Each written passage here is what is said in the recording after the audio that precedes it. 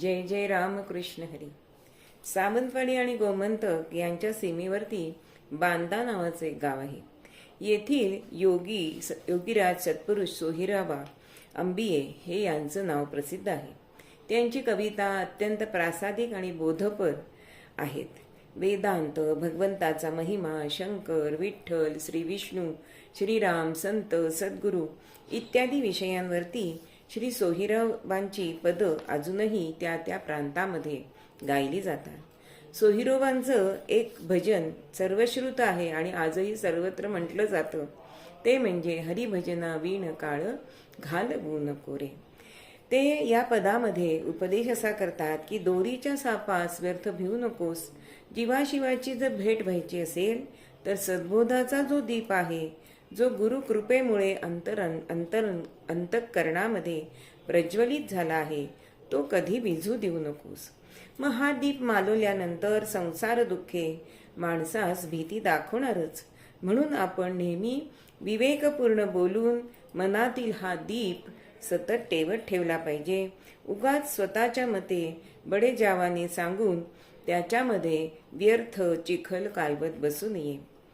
असाच हा अंतरीचा दीप कायम ठेवण्यासाठी काय करायचा उपाय, तर संतांची संगत तुम्ही धरायला पाहिजे. उगाच सारे कळले असं समजून मान डोलवू नका. अनुभव हेच खरं भांडवल आहे आणि यामुळे एकदा की ही ज्ञानज्योत हृदयात प्रकाशित झाली की दिवस रात्र असे द्वंद्व संपते. ज्ञान अज्ञान असा भेदही राहत नाही.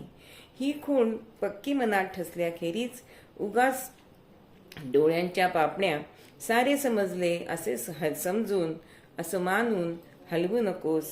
खरे बोल अंतःकरणात ठसल्याशिवाय हा ज्ञानदीप देवता ठेवता येत नाही. हरिभजना वीण काळ घालवू नको रे. हरिभजना वीण काळ घालवू नको रे. दोरीच्या सापा भिवूनी भवा भेट नाही जीवाशिवा. अंतरीचा ज्ञान दिवा मालवू नको रे. हरिभजना वीण काळ घालवू नको रे.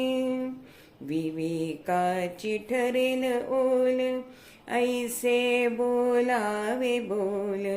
आपुल्या मते उगीच चिखल कालवू नको रे. हरिभजना वीण काळ घालवू नको